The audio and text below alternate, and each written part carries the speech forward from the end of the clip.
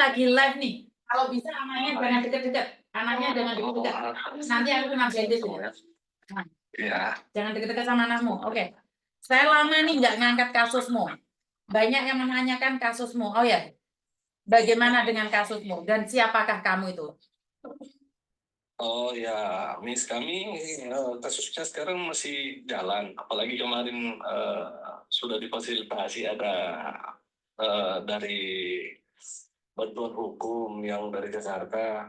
Siap. Sebentar mau diproses. Siap. Iya, kalau kami ini ya masih berupaya untuk kasus ini tetap naik karena memang jumlah korban kan banyak nih. Oke, nah penontonnya kan banyak yang baru nih Bang. Ya. Penontonnya banyak yang baru nih. Betul. Mungkin kasih sedikit ringkasan biar penonton tuh tahu siapa sih kamu, ada apa sih kamu? Oh baik, saya salah satu korban dari hampir 300 korban TPPO yang terjadi di Manado. Oke.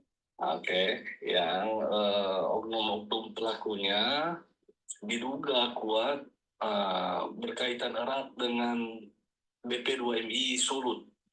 Oke, kalau bisa nggak usah nyebutin namanya nih, jangan nyebutin nama nih, Ya, karena betul. sekarang setelah lagi dikantongi oleh beberapa orang. Tapi ceritakan, jangan mudah percaya dengan apapun label itu. Iya. Jadi ini kejadian ini tahun 2000, dari mungkin mereka sudah jalan dari 2021, tapi kami direkrut tahun 2002. Masih 2022. 2022. Ya, Oke, masih kental-kentalnya COVID.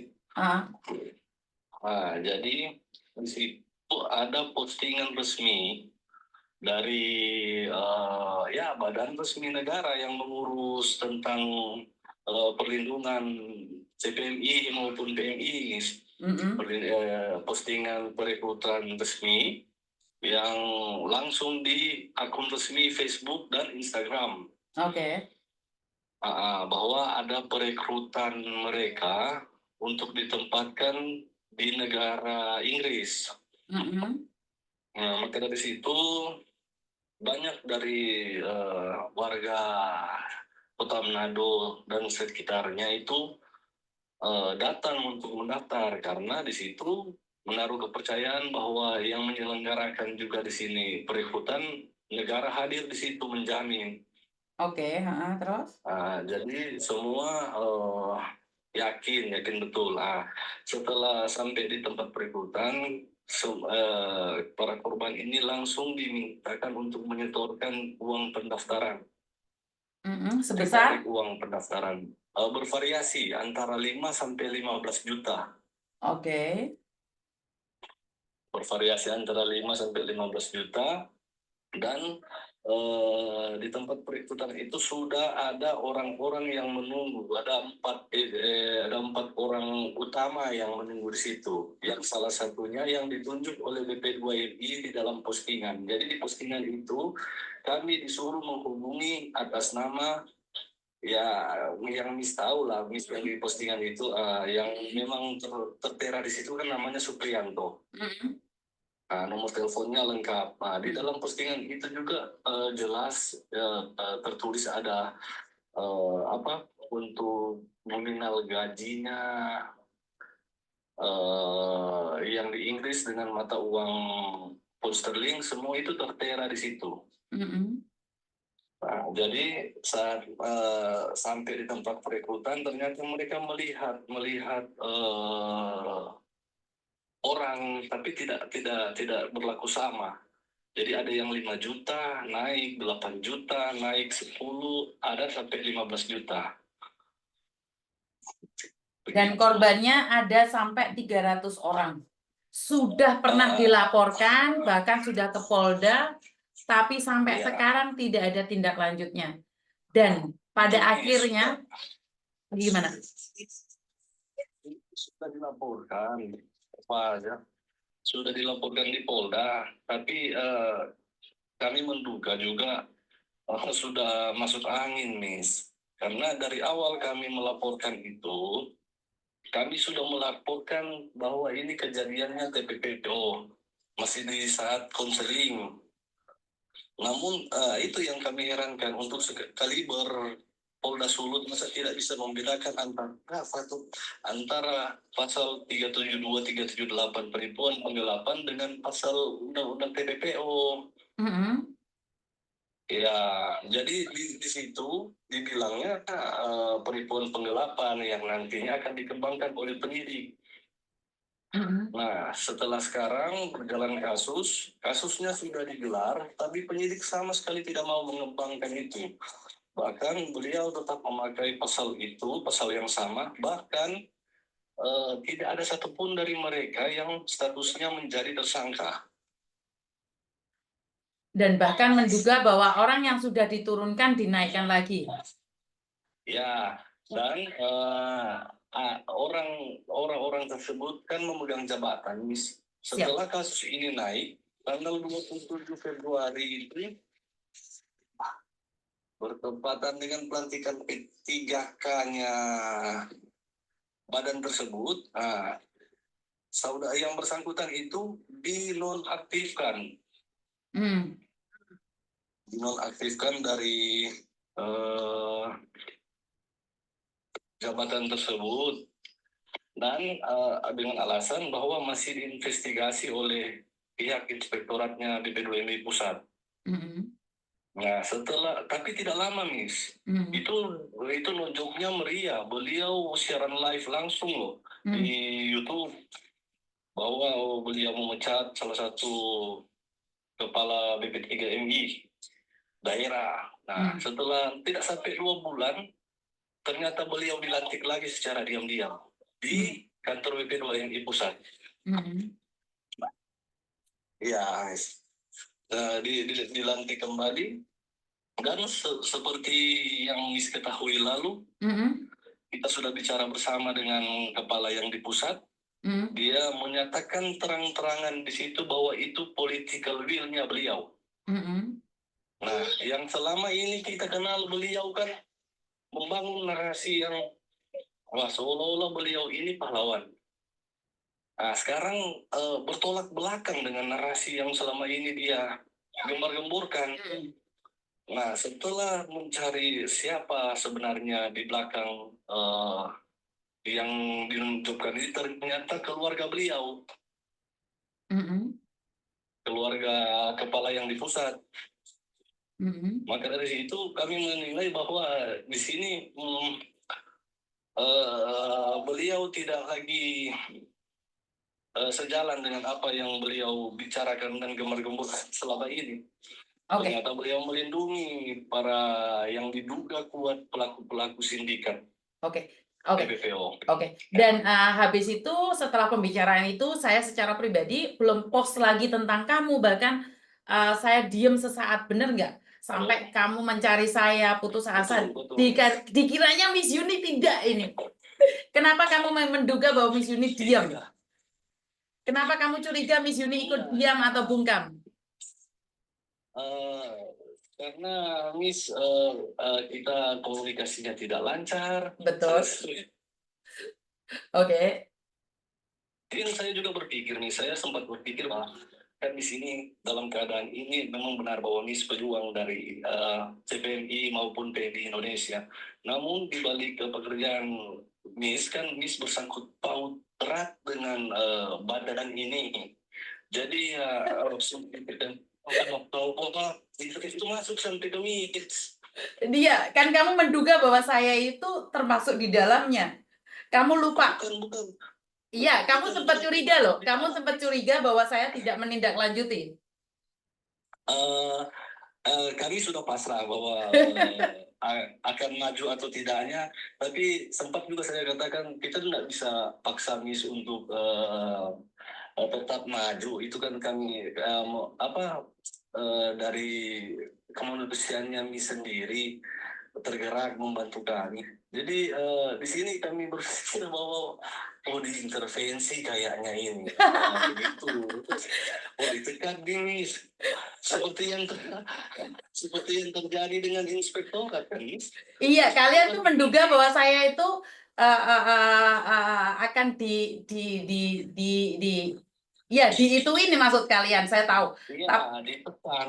Iya, saya ditekan atau saya karena gini loh, Betul. saya akan berjuang. Saya akan berjuang. Saya kan sudah berjanji bahwa saya akan berjuang semampu saya, sebisa saya. Tapi kan saya butuh Betul. ruang dan waktu. Bagaimana saya harus mundur satu langkah untuk Iya. maju lebih ke depan. Benar nggak? Betul, betul, Miss. Karena di salah satu komen dari grup kalian disangkanya Miss Yuni ini mundur. Miss Yuni itu tidak mau berjuang bersama kalian. Benar nggak sih? Ya, kami sempat sampai di situ Iya, pikirannya. saya tahu. Karena kalian mengira bahwa saya itu lagi ditutup mulut saya agar tidak bergerak dan tidak bisa berbicara. Iya, benar tidak? Tidak bisa. Kami ya khawatir juga dong. Maksudnya sepertinya kayaknya ini juga sampai intervensinya sampai ke Miss Yuni. Tidak, tidak. Hmm. Apapun yang terjadi, saya tetap katakan saya akan melangkah sesuai dengan naluri saya. Karena uang bukan segalanya. Nggak ada uang, nggak punya segalanya. Tapi saya tetap berpegang prinsip bahwa selagi saya membela yang benar, selagi saya membela yang terluka, terzolimi, apapun yang terjadi saya akan mencoba. Setelah itu, dengan prasangka-prasangka dan praduga kalian, saya tidak menanggapi kalian dengan kasus kalian. Padahal saya lagi menyiapkan sesuatu buat kalian. Benar tidak? Betul, Miss. Benar-benar. Dan kenapa? Karena saya sendiri harus mencari ruang. Karena saya minta bantuan orang loh. Benar nggak sih? Jadi Betul, Miss. saya nggak punya kekuatan. Kamu harus ingat bahwa saya tidak punya kekuatan, saya tidak punya kehebatan. Orang menyangka bahwa saya itu didukung oleh orang-orang hebat di luar sana. Masih ingat saya punya kasus dengan orang yang dari Taiwan, katanya saya punya dekengan, punya itu. Kamu tahu kan bahwa saya nggak punya siapa-siapa. Saya punya Tuhan. Saya selalu berdoa. Saya selalu meminta sama orang-orang baik, jangan pedulikan saya, bantu orang-orang di luar sana. Tapi kan saya harus cari waktu untuk meminta tolong, bener nggak? Betul, Miss. Kan kalian maunya nggak nih, Miss Yuni, saya punya kasus selesaikan. Kan nggak gitu konsepnya, bener nggak sih?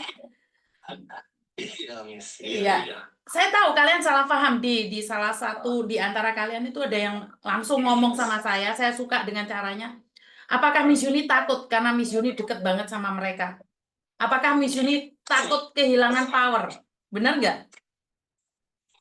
Oh ya, mungkin nanti kita coba tanya ke teman-teman lain. Jadi saya tidak takut kehilangan follower, saya tidak takut kehilangan keuangan, karena saya tidak punya jabatan dan apapun. Selagi kalian benar, saya akan cari jalan kemanapun jalannya itu, bagaimanapun itu. Jadi jangan ragu, saya masih ada di belakang kalian. Dari awal juga Miss kan saya maksudnya nggak pernah interaksi dengan Miss, belum Betul. tahu persoalannya Miss. Tapi ini saya diberitahukan oleh orang dalam mereka sendiri yang sudah dibungkam, dilucuti ya kekuasaannya di bidang auditor. Nah, beliau ketemu dengan saya secara sembunyi-sembunyi dan beliau katakan mohon Pak Cliff coba cari Miss Yuni, akun TikTok maupun akun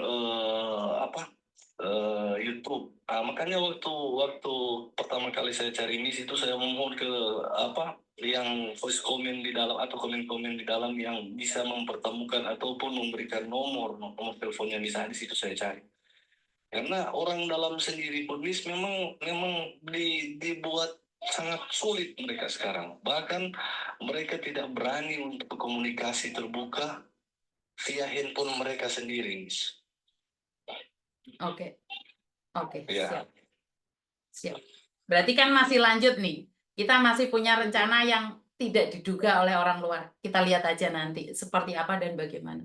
Lebih booming lagi karena kasus ini melibatkan Manado yang cukup besar. Iya, Miss. Jadi jangan khawatir, Miss Yuni cuma mundur satu langkah. Bukan ninggalin kalian. Ngerti? Baik. Bantu Miss Yuni doa dulu. Baik, Miss. Saya tetap support, Miss. Oke, siap.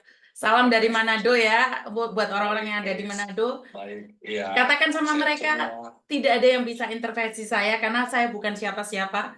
Saya tidak masuk di dalamnya, juga saya tidak keluar di dalamnya. Saya masih tetap sendiri, independen.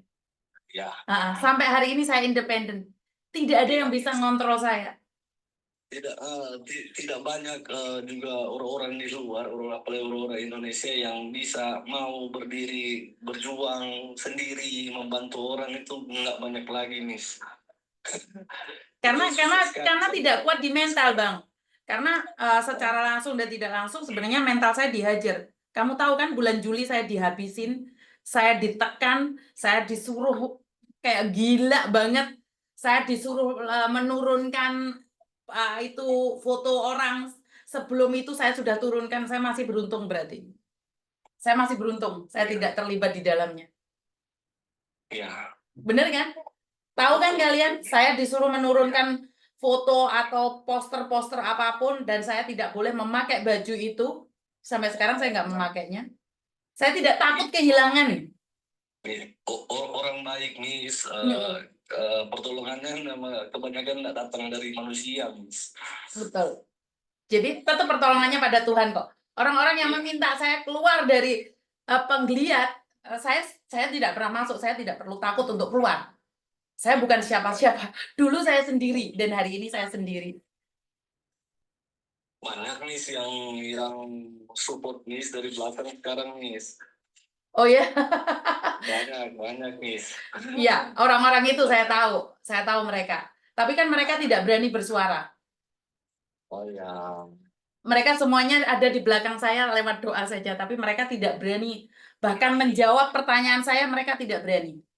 Karena itu saya tidak pernah mengekspos orang-orang itu. Saya takut mereka tertekan juga.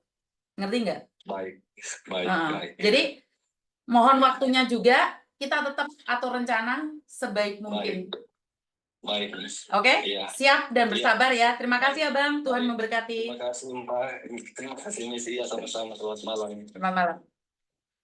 Oke, Bang Klip dan teman-temannya menduga bahwa saya sudah tidak mau membantu mereka lagi. Banyak orang menduga bahwa saya terhempas, saya hancur sehancur-hancurnya. Saya dilucutin kekuatan saya dibabak belurkan. Bahkan hanya memakai poster pun saya dilarang. Memakai poster aja saya dilarang. Saya tidak diizinkan. Bagi saya, waktu itu saya tidak merasa tersinggung saat saya harus dilucutin dari semua itu. Saya cuma berpikir, sampai segitunya. Ya udah nggak apa-apa, saya ikhlas. Saya turunin posternya. Saya tidak mempermasalahkan itu. Jadi kalau masih ada poster-poster itu mungkin video-video lama saya. Setelah saya disuruh melucutin itu, saya sangat sedih sekali karena saya memperkenalkan mereka pada orang-orang tertentu dan saya sendiri yang harus dibabak belurkan. Tapi ternyata pertolongan Tuhan datang lebih awal ke saya. Jadi ini orang tertipu karena disuruh bekerja di Inggris dan hari ini banyak orang memberikan bukti-bukti pada saya, tapi saya tidak ikut campur dalam hal ini. Cuman saya bersyukur saat saya terjatuhkan, saat saya terhina, termakikan, saya tidak meminta bantuan siapapun. Saya tidak meminta bantuan pada siapapun. Saya hanya berdoa sama Tuhan. Tuhan, jika ini memang rencanamu, pasti indah pada akhirnya. Tentunya saya melakukan kesalahan dengan kekasaran saya, dengan kearogan saya. Sampai orang mengatakan bahwa saya itu jahat banget. Oke, saya akui itu. Tapi di saat itulah sebenarnya saya membutuhkan orang-orang yang ada tetap bersama saya. Saat saya melakukan kesalahan, saya harusnya didatang dan diingatkan. Saat saya melakukan kekejaman, seharusnya tepuk pundak saya dan katakan, Yuni kamu salah, nggak boleh kayak gitu. Tapi saat itu saya dihajar di media sosial, dibabak belurkan, dilucutin segalanya. Bahkan suami saya, anak saya juga dihancurkan. Tapi saya tetap bilang sama diri saya sendiri. Percayalah, ada sesuatu yang ingin Tuhan tunjukkan padamu di akhir cerita ini. Di akhir cerita ini, kamu akan ditunjukkan sesuatu. Siapa yang benar-benar tulus bersamamu? Apakah kamu akan dimanfaatkan saja atau kamu bermanfaat bagi orang lain? Ternyata itu semua adalah petunjuk dari Tuhan. Saya dimanfaatkan, tapi saya masih bermanfaat.